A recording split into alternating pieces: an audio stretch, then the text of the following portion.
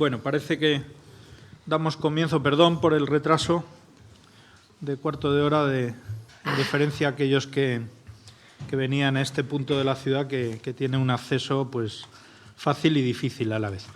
Soy Sigfrido Herráez, el decano del Colegio de Arquitectos y estoy aquí pues para poco más que darles la bienvenida. Siempre me gusta, algunos de mis colaboradores que están por aquí lo saben, me gusta decir algo cuando tengo algo que decir en un tema como el que hoy vamos a tratar en esta mesa.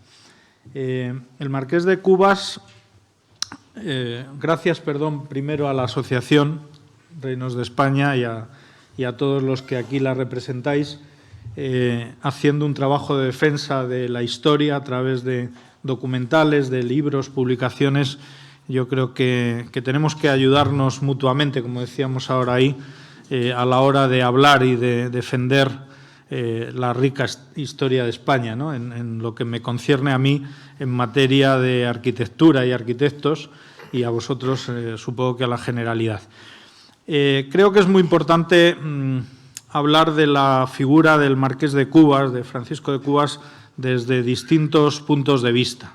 Seguro que el documental que vamos a ver esta tarde nos llevará a conocer cosas que desde luego descubriréis como nuevas, pero que muchas de ellas os sonarán. Es decir, la figura insólita, voy a llamar, de un hombre del Renacimiento, de un hombre con conocimientos diversos, de un arquitecto que, siendo técnico, también tiene muchas necesidades de conocimientos humanistas, que tiene esa posibilidad, gran posibilidad, de ser senador, de ser alcalde de Madrid, aunque fuera poco tiempo. Me decía mi compañero y amigo Íñigo Méndez de Vigo, dice, llegó, vio el desastre que había ahí y se fue enseguida unos días. Seguro que fue así, porque él seguro que sabe de lo que habla.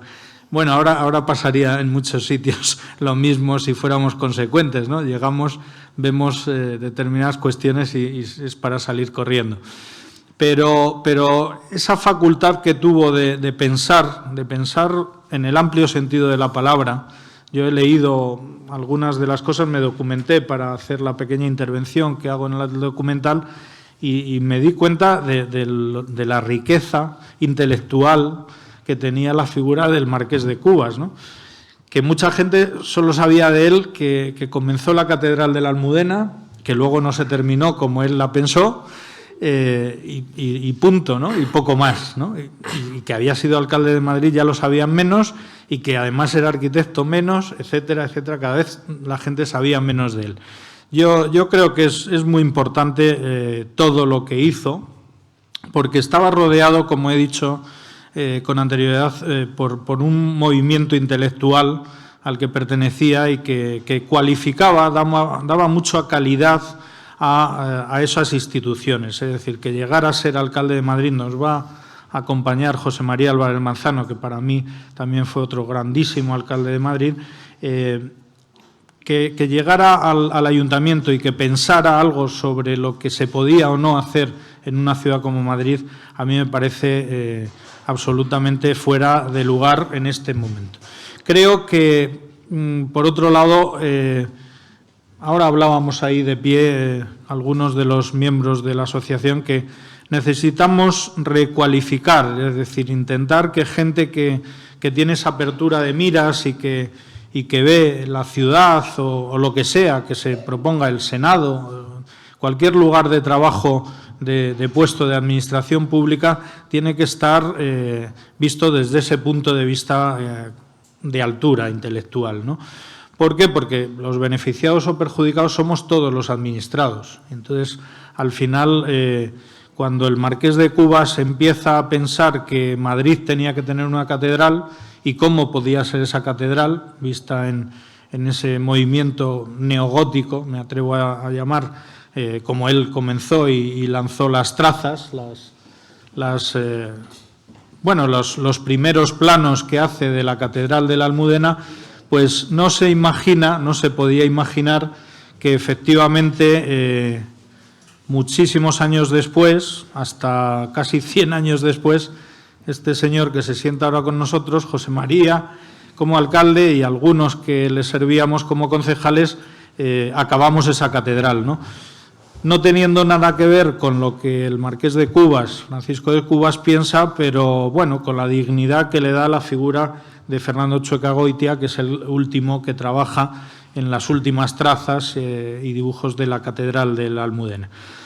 Creo que esa parte de político, arquitecto, hombre del Renacimiento, librepensador, me atrevo a calificarle de muchas cosas por lo que he leído de él, me parece muy interesante para resaltar en este momento, es decir, en un momento donde la decadencia y la calidad, vamos a decir, no muy alta, por ser suaves, en las administraciones, en las instituciones, pues nos puede llevar perfectamente a pensar que el marqués de Cubas está seguramente sentado entre nosotros. Hay mucha gente con una cualificación parecida, pero que desde luego no se plantea ser alcalde de Madrid o ser senador o cualquiera de los puestos que tuvo. Qué pena. Es decir, yo creo que esa reflexión, si me la permitís, es decir, yo creo que los mejores, y él lo era, son los que tienen que estar en las administraciones ordenándonos, mandándonos e intentando que la sociedad en su conjunto sea mejor. Eso, por desgracia, no estamos acostumbrados ahora a verlo y yo creo que es un buen momento para reclamarlo de la mano de nuestro homenajeado hoy. Cuando se acercó la Asociación Reinos de España, primero no me dijo que en el documental intervenía mi jefe José María Álvarez Manzano, sino yo habría sido mucho más prudente y no lo habría hecho, no habría intervenido, sabiendo que él lo haría mucho mejor que yo. Pero, por otro lado, me enorgulleció mucho representar al colectivo de arquitectos, de los 11.000 arquitectos que somos en Madrid colegiados, homenajeando a un compañero. El compañero Paco Francisco de Cubas, que hace muchos años, pero no tantos, en nuestro siglo, se podría decir, nuestro siglo XX, hace gran parte de su obra en nuestra ciudad. Cuando se acercaron Reinos de España a intentar que colaboráramos de alguna manera, no sabíamos que íbamos a presentar aquí el documental, pero bueno, me dijeron, hombre, eres el decano de los arquitectos, di algo en nombre de los arquitectos hacia este gran arquitecto, cosa que yo hice inmediatamente. Después se nos está ocurriendo seguir colaborando. Nosotros, como institución semipública, porque al final no somos públicos, somos una institución privada que sostenemos los arquitectos, pero no cabe duda de que todos reconocéis que es un gremio y que es un gremio que tiene una fuerza, una potencia, que lo demuestra este edificio, ¿no? Y tenemos que colaborar, facilitar a los que tenéis menos medios estas posibilidades, ¿no? De reuniones, de conferencias, de documentos que quedan luego para la historia. Debemos colaborar en todos ellos. Yo, desde luego, tengo ese propósito, se lo he propuesto así a los responsables de la asociación que he conocido hoy y aquí estamos a vuestra disposición y para trabajar juntos pues en defensa del patrimonio, en este caso, y en estas 4 paredes, el patrimonio arquitectónico que defendemos todos los días. Nada más, muchas gracias. Agradezco mucho que además hayáis pensado que podía intervenir brevemente, como veis, como anfitrión y dándoos la bienvenida, pero estoy encantado de poder hacerlo y hacer mi pequeño homenaje a este compañero que tanto tiene que ver conmigo, claro, político y arquitecto. No hemos sido tantos a lo largo de la historia de este país y, bueno, pues yo humildemente y a otro nivel, lógicamente, he estado también siguiendo esos pasos de ser primero arquitecto, técnico y conocedor y luego intentar gestionar algo de lo público de la mano de José María durante unos años. Como vi esa similitud, enseguida me incliné a hablar de esa faceta del marqués de Cubas, que no será seguramente la que ahora elogiarán mis sucesores en la palabra. Nada más, muchas gracias.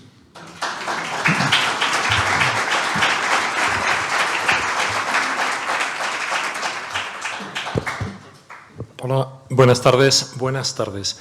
Gracias, Sigfrido, por la presentación. Excelentísimo alcalde. Me llamo José Francisco Jiménez Galindo y soy el secretario general de la Federación Española de Asociaciones de Historia, un grupo de gente, no de personas, sino de asociaciones que nos marcamos hace unos años el objetivo de intentar divulgar la historia de España porque lo percibíamos como una necesidad casi identitaria. Buscábamos encontrar de alguna forma nuestras raíces. Y bueno, han pasado muchas cosas y hoy estamos aquí para presentar este vídeo que lo ha dirigido, como más de otros 100 vídeos, uno de nuestros miembros más activos, la Asociación Reinos de España. Algunos miembros están por aquí. La Asociación Reinos de España, como les digo, ha hecho más de 1.500 programas de radio sobre historia de España, ha realizado más de 100 vídeos y últimamente, y a propósito del coronavirus, y yo creo porque no tenían mucho que hacer, se han dedicado a colocar códigos QR delante de los principales edificios, por supuesto, de acuerdo con los ayuntamientos, códigos QR que cuentan la historia de los edificios que tenemos delante. Nada más y nada menos que 2.000 códigos QR delante de 2.000 edificios. Estos QR, además, en fin, que es una tecnología muy sencilla, la típica tecnología que uno dice, ¿por qué no se me ocurrió a mí? Tienen alocuciones en español, en inglés, en francés y, lo más interesante, en lengua de signos. Digamos que quizás sea la lengua más inclusiva, la lengua de signos.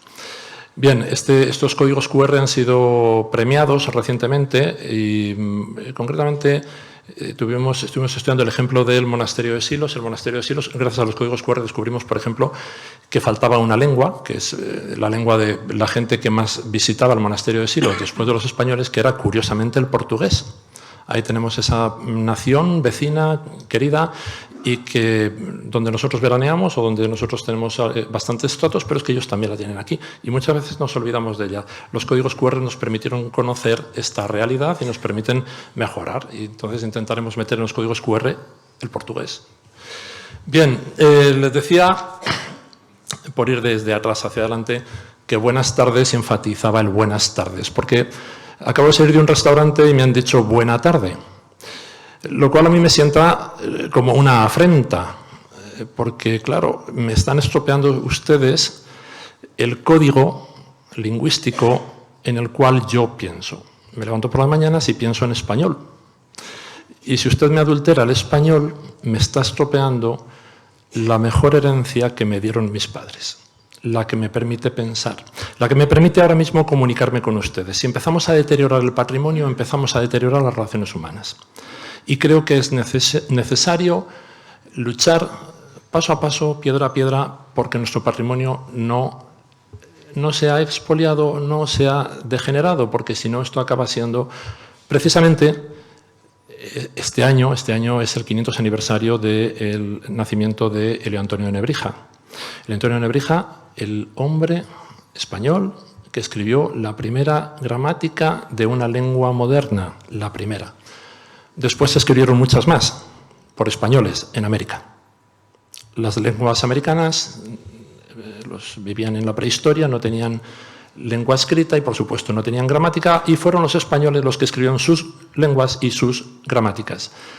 Hoy, este año, en el año de Nebrija, en Alcalá de Henares, donde él fue profesor, también lo fue en Salamanca, han levantado una rotonda espectacular dedicada a un ciclista de Perico Delgado. Se olvidaron de don Elio Antonio de Nebrija, una pena.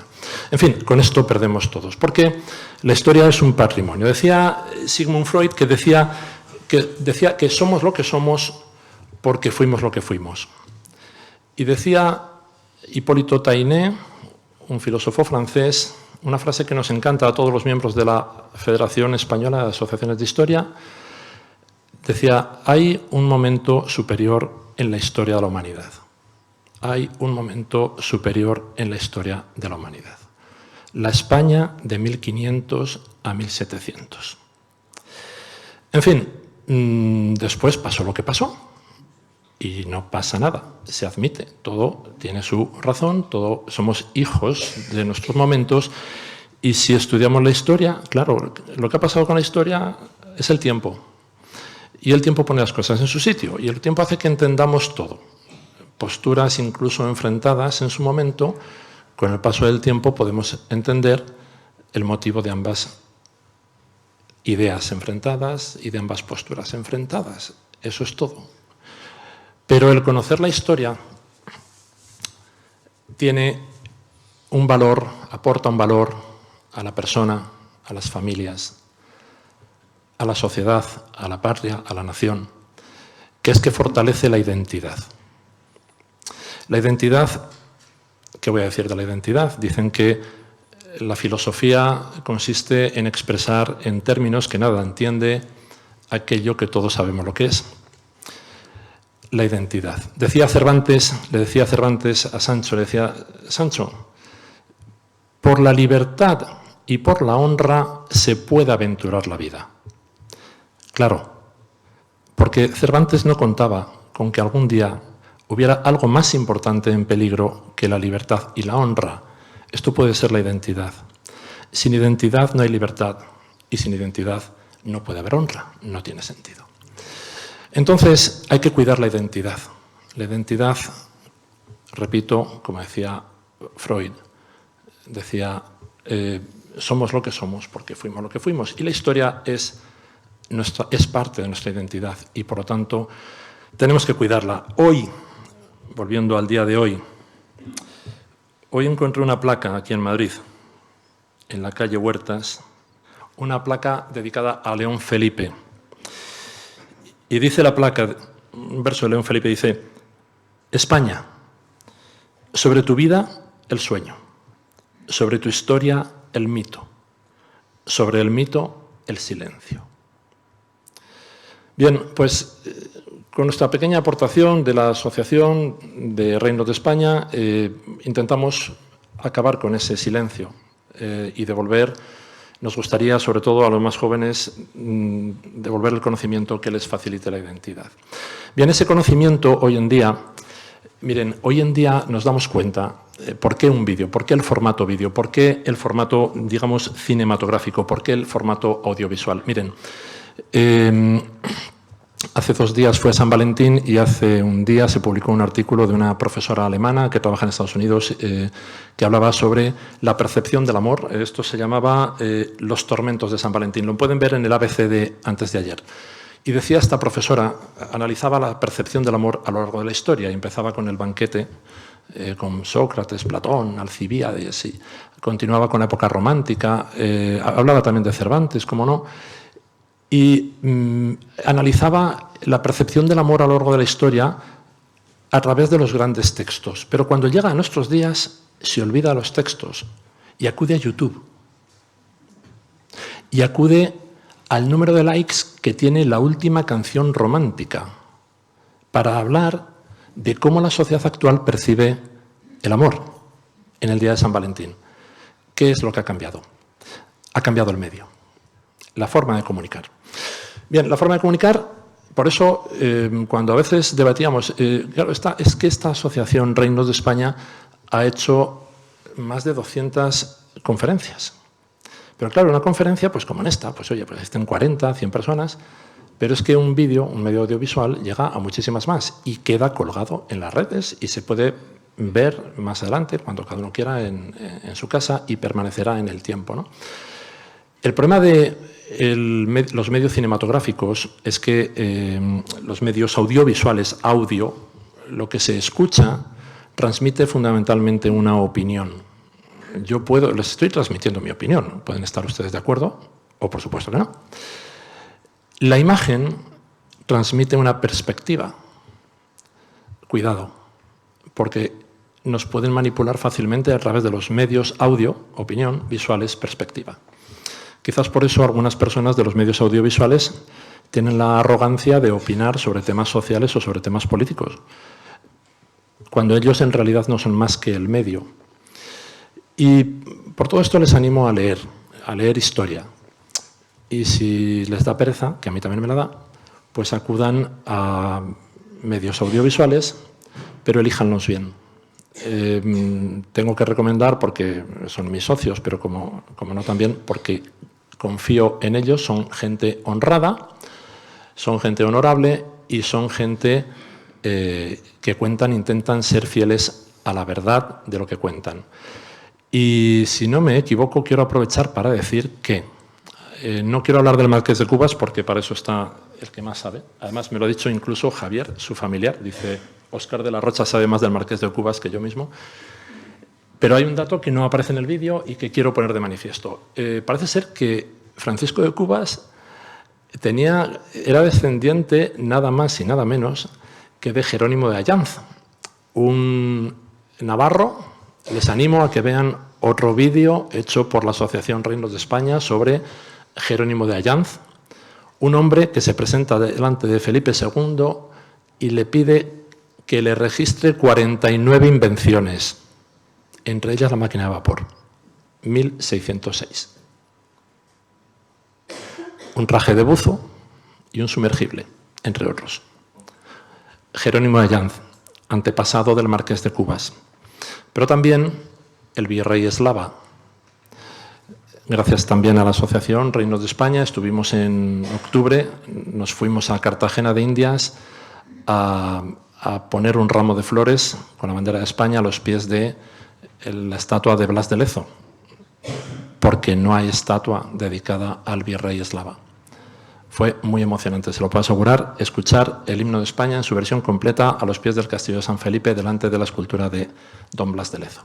En fin, estos son antecedentes históricos, menuda familia, antecedentes históricos del Marqués de Cuba. Parece que están hechos para parir grandes personajes, ¿no? Bien, en fin, me despido y anticipo que me despido para que quien tenga que enchufar el vídeo le dé tiempo a conectarlo. Me despido recomendándoles eso. Lean Historia de España, se harán un gran favor, les mejorará la autoestima, nunca tendrán que agachar la cabeza delante de los múltiples ataques que nuestra historia está recibiendo y es nuestra. Y si quieren ver este vídeo, que sepan que lo podrán ver a través de una plataforma de contenidos de televisión que se llama Cadena Media. No sé cuándo se va a emitir. Lo que vamos a ver es un resumen. El vídeo completo se verá a través de las cadenas de Cadena Media, que lo distribuye a cadenas locales y autonómicas, pero también lo podrán ver en la página web de la Asociación Reinos de España, que es fácil de recordar, www.reinosdeespana, porque la ñ no está, reinosdeespana.es. En fin, muchísimas gracias. Les puedo asegurar que he hablado con entera libertad y que el dueño de la casa, el titular de la casa, no me ha dicho lo que tenía que decir, como sucede en algunas presentaciones de películas y medios cinematográficos. Muchas gracias y pueden poner el vídeo cuando quieran.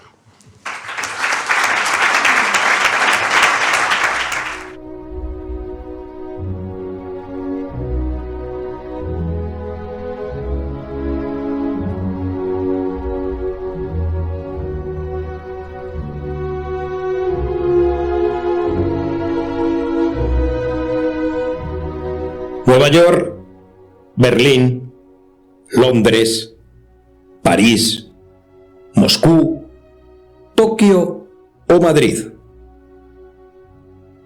Nuestras modernas ciudades no siempre fueron mastodónticas extensiones de hormigón, cristal y acero. En el siglo XIX, el asfalto aún no discurría por nuestras calles como un río de progreso. Al amparo de la revolución industrial, nuestras urbes se fueron sacudiendo el polvo para albergar al hombre moderno e integrar en sus paisajes sus agresivos nuevos medios de transporte. Al calor de su creciente industria y de sus ofertas financieras, culturales, laborales o académicas, millones de almas fueron reclamando un espacio extramuros, atraídos por las oportunidades de desarrollo económico y personal que prometían las metrópolis en expansión.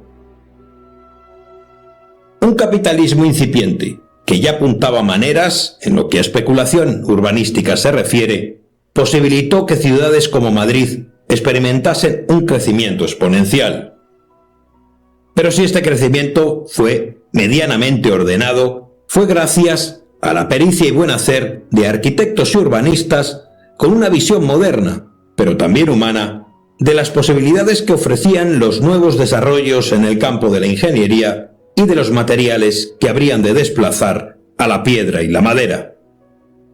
Sin duda, la persona que mejor encarnó esa inquietud por hacer habitables los nuevos ensanches de ciudades que estaban eclosionando por todo el mundo fue el arquitecto madrileño Francisco de Cubas y González Montes.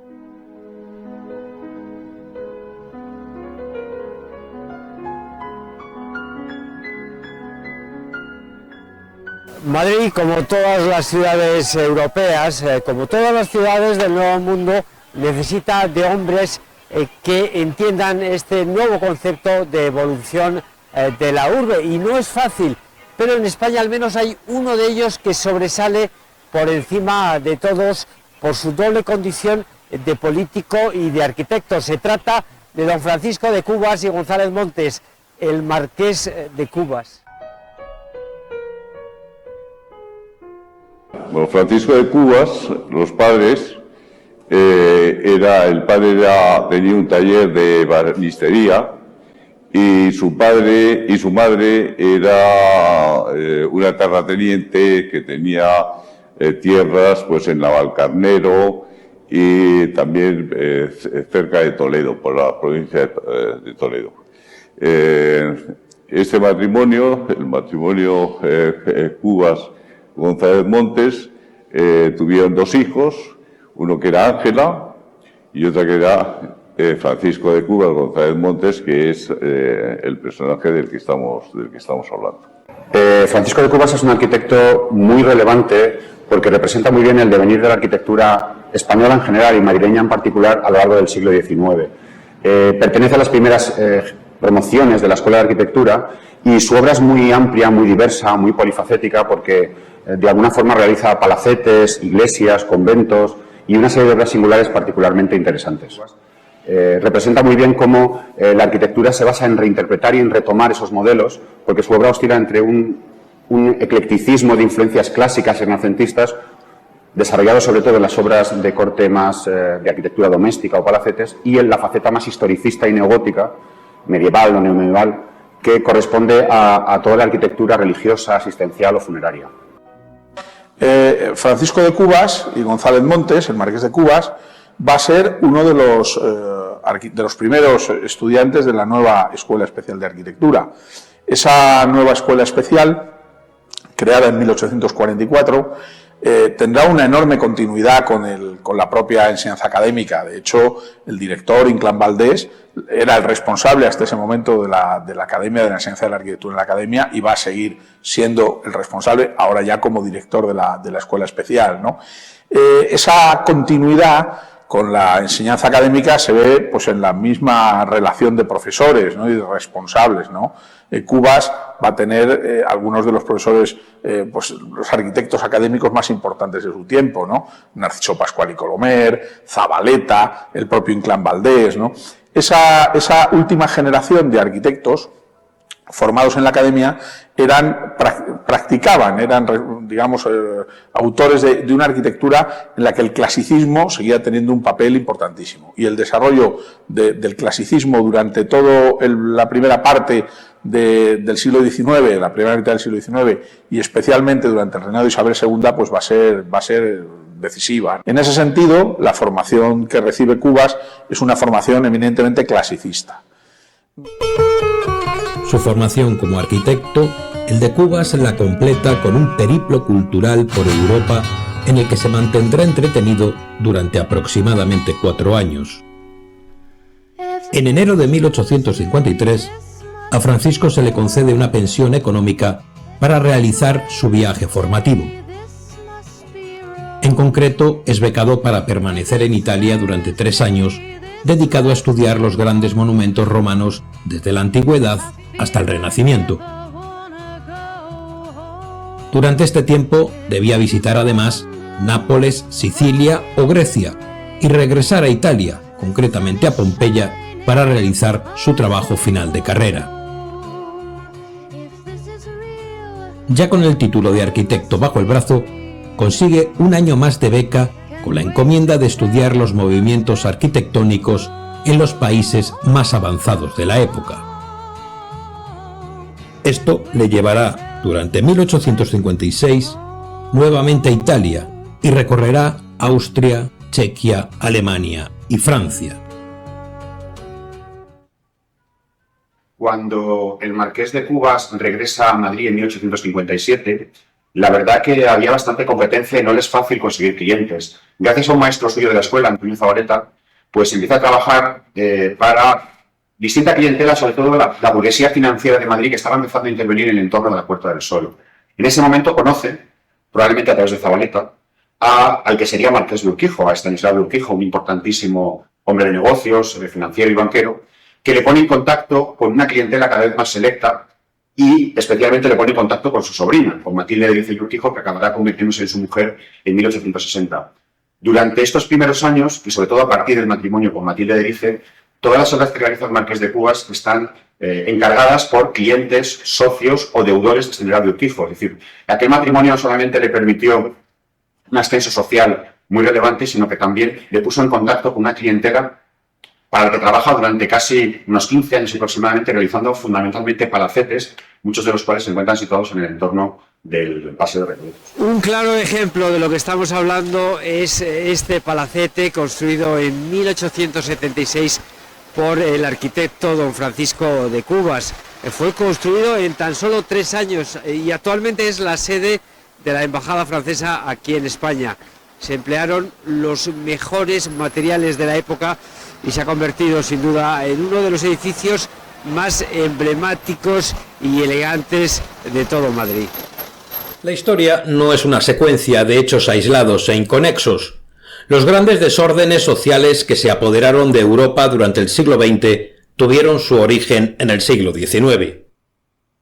Muchos de ellos, el comunismo y la posterior respuesta al mismo en forma de fascismos, surgieron como respuesta al capitalismo salvaje y deshumanizador al que dio lugar la revolución industrial. Algo que el Marqués de Cubas y otros aristócratas europeos entendieron se convertiría con el paso del tiempo en el sustrato de una desigualdad social que sólo podía presagiar muerte, miseria y decadencia, como desgraciadamente así ocurrió. Para ofrecer una respuesta de corte católico a esos movimientos obreros que ya empezaban a despuntar en el mundo industrializado, Francisco de Cubas apoyó y colaboró en la creación de los círculos católicos obreros. El sindicalismo católico esencialmente va a empezar con bastante fuerza en España, sobre todo en la segunda mitad del siglo XIX. Va a tener diferentes variedades. La influencia procede especialmente desde Francia, por Albert de Mun, los pioneros un poco del catolicismo social francés, y a su ejemplo, pues en España se empiezan a forjar los primeros círculos católicos. Los pioneros un poco de ese sindicalismo católico van a ser principalmente el padre Vicent, el padre Palau, pero van a ser esencialmente sacerdotes los que inicien un poco esa labor de asociacionismo. A partir de allí, de ellos, van a surgir, se puede decir, como 3 grandes troncos un poco de ese sindicalismo católico español. Por una parte, un sindicalismo fomentado desde los círculos católicos, como decíamos, por los jesuitas, es donde colaborará, por ejemplo, el Marqués de Comillas, y en el cual, sobre todo, se incentivará toda una labor de asociacionismo, de sindicalismo, que contará con un cierto patrocinio de algunos sectores empresariales católicos y que conseguirá una gran difusión, sobre todo en los ámbitos vasco, catalán y madrileño, que eran los... María de las Mercedes, no te vayas de Sevilla, que en nardo trocarse puede el clavel de tus mejillas. Que quieras o que no quieras, y aunque tú no dices nada, se nota por tus ojeras que estás muy enamorada. Rosita de Andalucía. Para un arquitecto madrileño y que además estaba muy vinculado a los círculos católicos de la restauración alfonsina, recibir el encargo para la Catedral de la Almudena fue un gran orgullo para Cubas, aunque en principio fue muy reacio. Lo cierto es que la catedral no iba a ser una catedral. Cuando se lo encarga en los años 70 iba a ser la nueva iglesia de Santa María la Real de la Almudena. Pero cuando se creó el Arzobispado de Madrid se vio obligado a modificar ese proyecto inicial para realizar una obra mucho más ambiciosa, que es este inmenso proyecto neogótico inspirado en la arquitectura medieval francesa del siglo XIII, que constituye su gran encargo. La Catedral de la Almudena comienza a construirse en 1883. El proyecto inicial, porque es llamado el Marqués de Cubas, es un proyecto que realmente va a albergar a la Reina Mercedes y, por supuesto, a la Virgen de la Almudena, puesto que este era el deseo de Mercedes, construir una casa para la Virgen que había perdido su templo en el año 1868. La idea del rey Alfonso XII es un gran proyecto maravilloso, bueno, pues siguiendo un poco las tendencias europeas de un neogótico, ¿no? Una gran catedral, una gran iglesia, porque en origen iba a ser una iglesia, incluso, bueno, conservamos algún diseño que pone Basílica Nuestra Señora de la Almudena. Pero en el año 1885 se erige la diócesis de Madrid y se decide que esta iglesia, que acababa de comenzarse, pues solo tenía 2 años de construcción, fuese el futuro templo catedral de Madrid, la catedral de Santa María la Real de la Almudena. Por tanto, las obras que habían comenzado en el 83, en el 85 vuelven a readaptarse para ser una gran catedral. La construcción continúa y al principio pues muy rápidamente, siguiendo estos proyectos de Francisco de Cubas, que está muy implicado, y en 1911 pues se inaugura la cripta, ¿no? Pero bueno, las obras poco a poco se van ralentizando y los sucesos ocurridos en España hacen que la obra no se paralice, pero casi. Y por ello, pues en el año 1944 se ve la necesidad de hacer un nuevo proyecto que ya será diferente al inicial de Francisco de Cubas, ¿no? Por tanto, por eso esas obras fueron tan complejas. Fueron realmente unas obras que duraron, podemos decir, 110 años y que albergan diferentes diseños, pero que al final han sido llamadas por muchos especialistas como una catedral ecléctica, ¿no? Porque tiene proyectos neogóticos, neorrománicos, neobizantinos, incluso, bueno, pues algunas decoraciones actuales.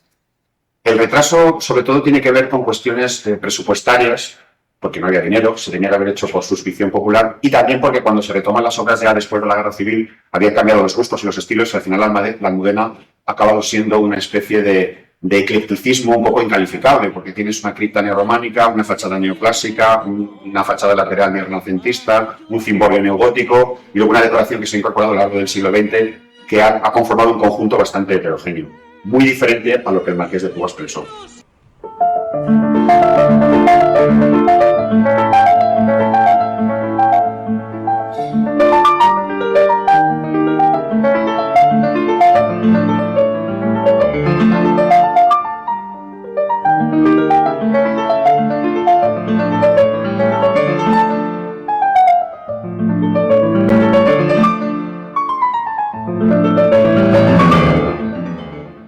Como la mayoría de los próceres del siglo XIX y la mayoría de las personas notables o muy relevantes, el Marqués de Cubas también tuvo una faceta política. Fue congresista, fue senador y también fue alcalde de Madrid durante un cortísimo periodo de tiempo. La verdad es que en el caso de senador era más bien un título honorífico. En el Congreso sí que tuvo una intervención significativa y lo más llamativo quizá, y lo menos conocido también por mucha gente, es que fue alcalde de Madrid durante 25 días. Duró muy poco porque intentó sanear el Ayuntamiento de Madrid, que en aquel momento estaba muy afectado por casos de corrupción, y como no recibió el apoyo de su propio partido, pues dimitió. Cuando él acepta el cargo, que no quería, Cánovas del Castillo, en ese momento el presidente del gobierno, le dice que tendrá carta blanca para hacer lo que considere oportuno en el ayuntamiento. Cubas acepta con esa condición, pero cuando tuvo que depurar a gente de su propio partido porque estaban metidos en los casos de corrupción, perdió el apoyo y entonces dijo que se iba a su casa. No se llevó ni un lápiz, dejó el ayuntamiento tal cual había llegado, y presume de ello, además, en las cartas que hay. Don Francisco de Cubas y González Montes, Marqués de Cubas, que no tiene nada que ver con los actuales marqueses de Cubas. Es un título de origen vaticano, por tanto de carácter religioso. El Marqués de Cubas entró en el ayuntamiento por un espacio muy corto, 25 días exactamente, y lo hizo con el deseo, y yo creo que lo consiguió, de acabar con la corrupción. Parece ser que había unos problemas de corrupción grandes en el ayuntamiento de Alberto Bosch, y él vino pura y exclusivamente con esa intención. Incluso renunció a su sueldo. Él quería simplemente acabar con las alteraciones administrativas que suponía la corrupción. Y cuando cree que lo cumplió, pues se fue. Y se fue, por tanto, yo creo, siendo un ejemplo para los políticos de ahora, que tienen y tenemos que luchar contra la corrupción de una manera directa, que es lo que hizo el Marqués de Cubas.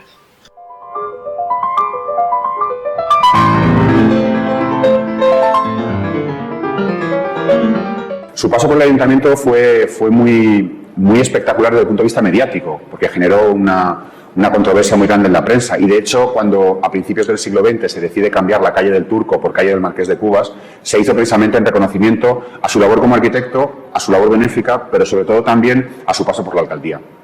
Yo no sé exactamente cómo funcionaba el ayuntamiento de entonces, pero indudablemente tenía que ser muy distinto. Solamente el sistema de elección ya determina que el alcalde hoy está, digamos, más condicionado al conjunto de la corporación, mientras que la designación permitía una gobernación más directa sin intermediario.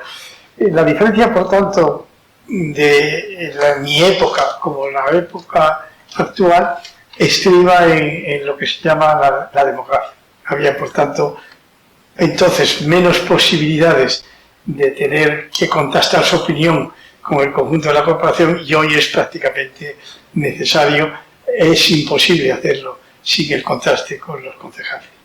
Quiero referirme de manera especial a la condición de político y arquitecto. Una condición que cuando eres político y estás impregnado de tu profesión de arquitecto, y cuando eres arquitecto y tienes esa connotación social que te da el haber sido o ser político, pues es una mezcla que yo considero especialmente singular e interesante. Me parece muy importante que haya planificadores, gobernantes, gestores, políticos en general, pero más si son municipales, alcaldes, como fue Francisco de Cubas, alcalde de Madrid, que tengan esa condición de técnico, de arquitecto, de persona que piensa en el futuro de las cosas, en el futuro de una ciudad, en el futuro de unos edificios todavía no existentes, etc.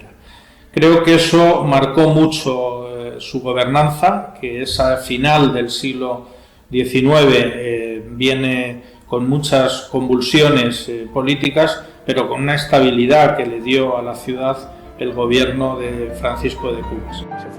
Francisco de Cubas yo creo que tuvo la gran suerte de vivir una transformación histórica en Madrid. En el momento en el que él trabaja y vive la ciudad y se desarrolla profesionalmente en la ciudad de Madrid, estamos viviendo grandes transformaciones como son el desarrollo del barrio de Salamanca, la reforma de la Puerta del Sol, grandes desarrollos urbanos como puede ser el barrio de Argüelles, que transforman y configuran lo que a día de hoy sigue siendo nuestro Madrid actual, nuestro Madrid ciudad actual.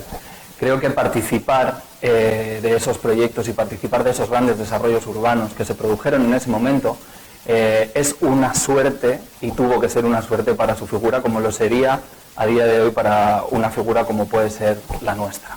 Hay manos que levantan ciudades, hay manos que las moldean y hay manos que las transforman para convertirlas en las urbes que hoy conocemos.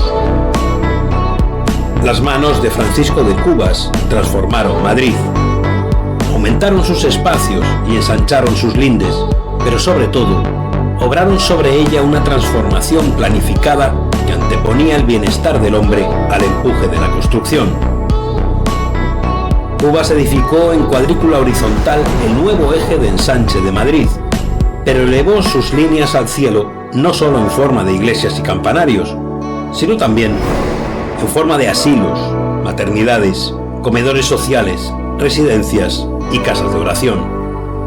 Una labor haciendo suya la subsidiaria de la Iglesia, que ésta le reconoció con un título nobiliario pontificio. Pero sin duda, Francisco de Cubas no hubiese pasado a la historia solo por su faceta como arquitecto. Quien le conocía bien, y esto cumple para el pueblo de Madrid, sabía sobradamente de su condición altruista de filántropo convencido y de su profusamente exhibida en innumerables circunstancias honradez de hombre católico. Tal vez sea este último aspecto, el del reconocimiento anónimo del pueblo en el que nació, se formó y halló fortuna, lo que más valoraría el carácter humilde de un hombre bueno. Para la historia, Francisco de Cubas.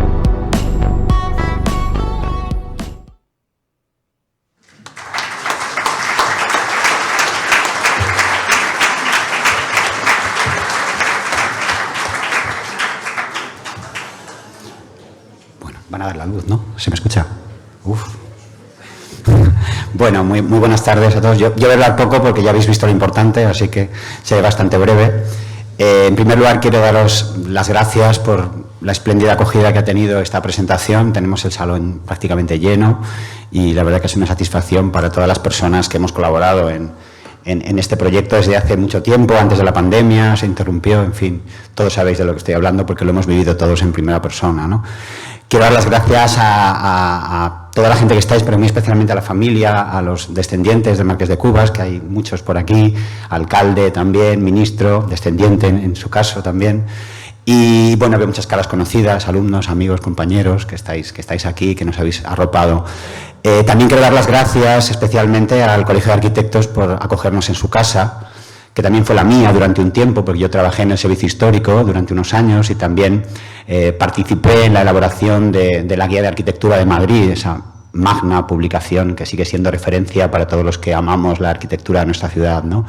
Y a la Asociación Reinos de España porque quiso transformar mi biografía en este documental que habéis visto, ¿no? Yo soy Óscar de Rocha Aranda, soy historiador del arte, historiador de la arquitectura madrileña y hace unos años, 8 ya, si no recuerdo mal, pues recibí un encargo para escribir una biografía sobre este arquitecto.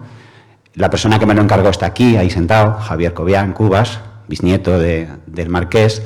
Y bueno, con mucha ilusión por su parte y también por la mía, pues pudimos hacer este libro que ha servido de base para elaborar el guión del documental que habéis visto aquí en una pildorita de 20 minutos. Dura más del doble, ¿no?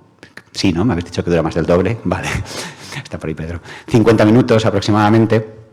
Y bueno, lo que me gustaría hablar es un poco, he venido a hablar del libro, pero no por el libro, sino más bien porque qué orientación se le dio al documental desde su concepción original y en qué me basé yo para hacerlo. Y cuando uno se enfrenta a la figura del Marqués de Cubas, como arquitecto, pues se da cuenta de que hay muchísima información. O sea, es un arquitecto bastante conocido para los profesionales de la arquitectura o para los que nos dedicamos a la historia de la arquitectura de Madrid, ¿no?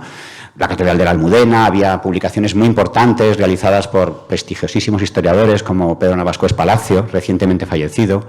Desde aquí quiero mandar un recuerdo muy sentido a la figura de mi maestro, porque fue mi director de tesis. Su propio maestro, Chocagoitia, que también fue decano de esta casa y que escribió también muchas obras del Marqués de Cubas, muchas relacionadas con la Catedral de la Almudena, puesto que Chueca también intervino, el arquitecto Chocagoitia intervino allí. Y hay también una arquitecta que, dirigida por Pedro Navascués, pues hizo una tesis doctoral muy documentada, Dolores Rodríguez, muy documentada sobre la obra del Marqués. Digamos que su faceta como arquitecto estaba sólidamente estudiada, pero a mí me interesaba el hombre, o sea, qué había detrás de esas obras, ¿no? Y la verdad que cuando uno investiga, pues se da cuenta de que su biografía estaba llena de lagunas. Era un personaje pues un tanto oscuro, había muchos tópicos sobre él, que él mismo nunca se encargó de desmentir porque no le gustaba nada que hablaran de él. De hecho, cuando ya, siendo muy mayor, se dirige a Francisco de Cubas, un periodista y escritor, José del Castillo, le pide datos para hacer una biografía, no hace más que ponerle excusas. Dice, no, es que estoy mal de la vista, no, es que no me encuentro bien, ven, y al final se muere y no hay biografía. Porque no quería que hablaran de él y tampoco se encargó de desmentir muchas ideas preconcebidas que había sobre él, ¿no? La mayoría de las biografías autorizadas no tienen bien ni su fecha de nacimiento, que es una cosa bastante curiosa. Necrológicas que se escriben en 1899, cuando él muere, ¿no? Entonces, pues yo me empeñé mucho en intentar conocer quién estaba detrás de estas obras arquitectónicas tan importantes y tan significativas de la ciudad de Madrid y cómo había sido su vida. Y me llevé muchas sorpresas, fue un gran descubrimiento, pues que, por ejemplo, siempre se había dicho que era de origen muy humilde, que prácticamente no se pudo pagar la carrera, y no es cierto. Su padre, como ha comentado Javier en el vídeo, pues tenía un taller de ebanistería, pertenecía a una burguesía media más o menos acomodada, su madre tenía propiedades en Navalcarnero, como toda su familia materna también. y no tuvo problemas económicos. Luego se habla mucho de su ferviente catolicismo, que es cierto, evidentemente, a partir de cierto momento, porque al principio estaba muy vinculado, como su padre, a los liberales progresistas, su padre había participado en la Vicalvarada, pero sí que es verdad que al final de su vida, con aquello de su vinculación con el catolicismo alfonsino y su título aristocrático, primero el de Cubas, pontificio, y luego el concedido por el rey, el de Fontalba, que también es un título asociado a la Casa de Cubas, pues todo el mundo pensaba, bueno, pues no, conservador y católico, pues sí, eso al final de su vida, pero al principio era progresista, su padre tuvo además problemas por este tema. Y eso es algo que nunca quiso ni desmentirlo ni confirmarlo, simplemente lo dejó estar, dejó que escribieran sobre él. Y yo encontré una publicación en la Biblioteca Regional de Madrid, ahí tenemos a una persona que estuvo trabajando allí durante mucho tiempo, y fue muy esclarecedora, porque de repente hablaban del marqués con unos términos que yo no conocía. Y a raíz de esa publicación, que es muy pequeñita, es apenas una página, pues yo fui tirando de los hilos, y entonces me di cuenta de que había muchas cosas que contar.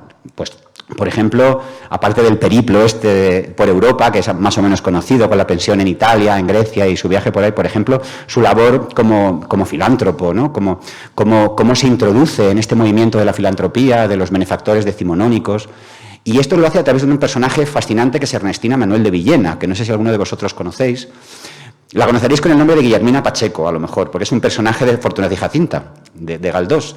Bueno, pues el único personaje real que aparece en Fortunata y Jacinta, con el nombre de Guillermina Pacheco, es Ernestina Manuel de Villena, que es una dama de la alta sociedad madrileña que un día decide dejarlo todo, vestirse de negro y dedicarse a las obras benéficas, a pedir dinero a los ricos por todas partes, para hacer fundaciones de asilos, comedores de pobres y demás.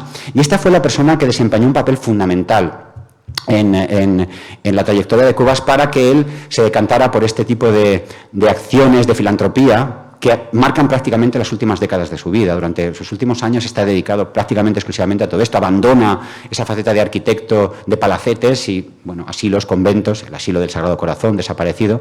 Ernestina, además, fue la persona que pide al Papa que le dé el título pontificio. Lo que pasa es que Ernestina muere justo antes de que llegue el breve papal y justo antes de que se inaugure el asilo del Sagrado Corazón.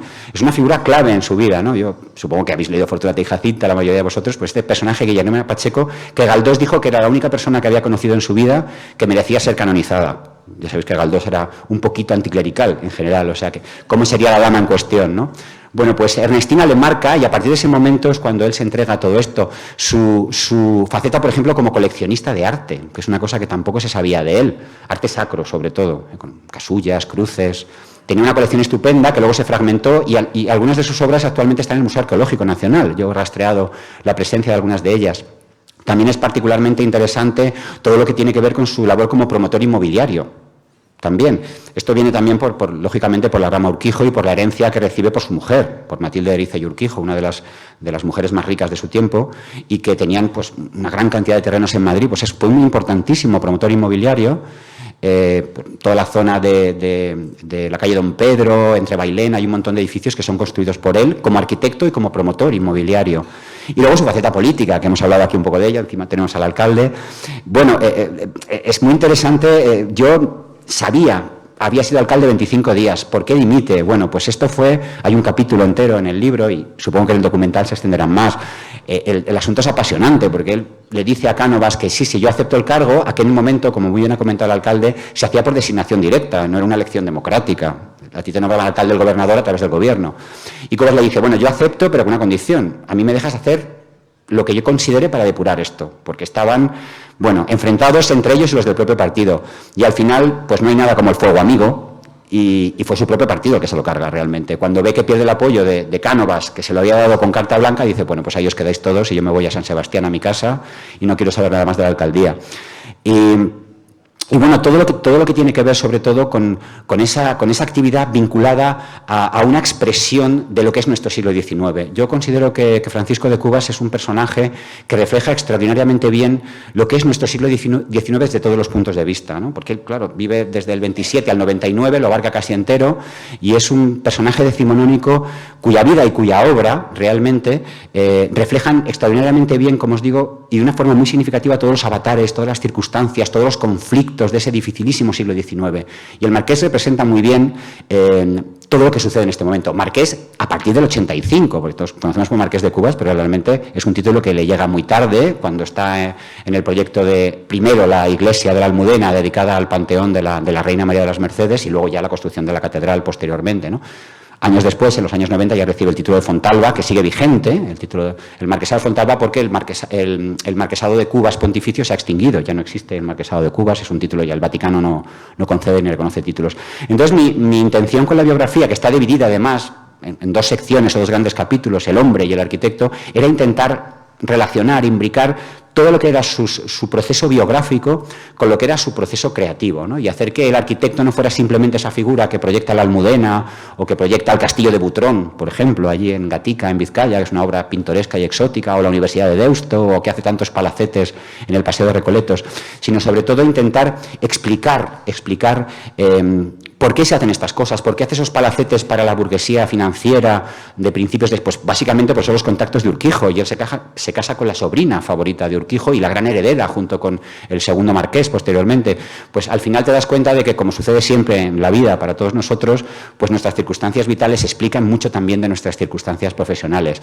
Y bueno, eso se plasmó en el libro y, como habéis visto en este pequeño adelanto, también se plasma en el documental. Por lo que a mí respecta, nada más. Si tenéis alguna pregunta o alguna cosa, yo encantado de responderos. Gracias.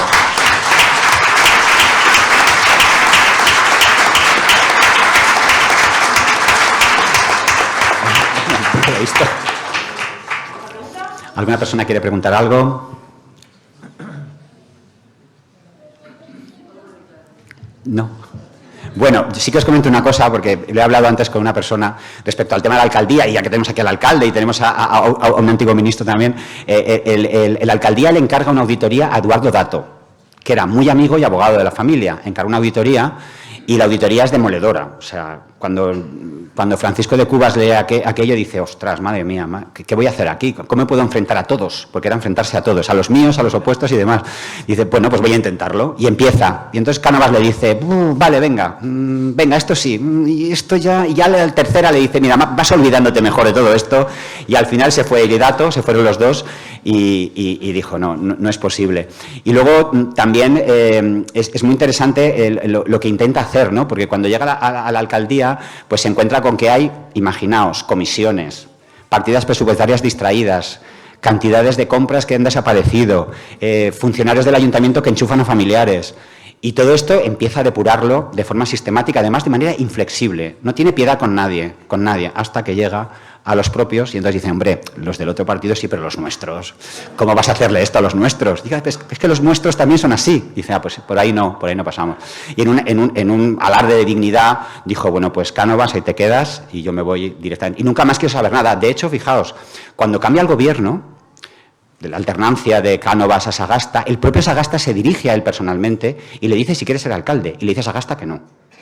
O sea, el otro partido de la alternancia, los liberales, le dicen, no, que te proponemos a ti como alcalde. En aquellas fechas, en el año 1892, Francisco de Cubas había sido el diputado con más votos en Madrid. En ese caso sí que podemos hablar de democracia, porque la alcaldía se accedía de forma directa. Y es precisamente Cánovas por eso, porque como había sido el candidato a congresista más votado de Madrid, por lo que decide que sea él el alcalde, pensando que tiene un gran respaldo popular, y era cierto, finalizó ya su entierro, fue una manifestación de duelo impresionante. Aquello hacía un frío tremendo a principios de enero de 1899, y la calle de la Montera, donde estaba su casa, que había sido la casa de Urquijo, por cierto, la había heredado su mujer, estaba llena había congresistas, senadores, políticos, académicos, asilados, gente de los sindicatos católicos, muchísimo pueblo de Madrid, porque era una figura muy querida. Y aquel cortejo hasta la Sacramental fue un cortejo impresionante, y era un personaje que tenía un enorme respaldo popular, y sobre eso cimentó Cánovas el intento de que la alcaldía se sanease, y al final, pues como os digo, no pudo ser. Leer la prensa de la época, porque claro, os podéis imaginar la enorme repercusión que tuvo todo esto, como comentaba yo en el vídeo. todos los periódicos se hicieron eco, había montones de noticias, y se publicaron los informes, la auditoría que hizo Eduardo Dato, y dependiendo del partido del periódico, ya pues si leías uno u otro, pues como ahora, ¿no? La orientación y las consecuencias eran muy distintas, pero resultó un tema apasionante y lo vi tan interesante que al final pues incluimos un capítulo entero dedicado a eso y bueno, tuvimos la suerte de que Álvaro del Manzano pudiera intervenir en el antiguo salón de plenos de la Casa de la Villa, que es lo que sale aquí en el vídeo que habéis visto, que es donde él mismo estuvo, porque él estuvo sentado en ese mismo salón. Bueno, pues si no tenéis ninguna pregunta más. ¿Hay alguna mano por ahí levantada? Fuensanta. Esta es amiga, o sea que la pregunta va a ser fácil. Eso espero. No es una pregunta, es, ya que estáis con el libro ahí, por favor, comprad el libro, porque es una maravilla. Se lee como una novela. No estaba preparado para nada. No vais a tener muchas oportunidades de comprar un libro que realmente es un libro de historia de la arquitectura, pero se lee como si fuera una novela. Mira cómo lo ha contado Óscar. Así que es un libro que es una joya. El que no lo tenga, por favor, comprároslo. No estaba nada preparado. No. Luego, recuérdame que luego tomate. ¿Vale? No, pero si somos frikis del tema, pues aprovechamos la coyuntura y... Claro que sí. Perdón. Me quedan 5 libros. ¿Ves? ¿Has visto? ¿Ves? Pues acabas de liarla, fue. Pues nada, los 5 primeros. Vale. Muy bien, gracias por todo.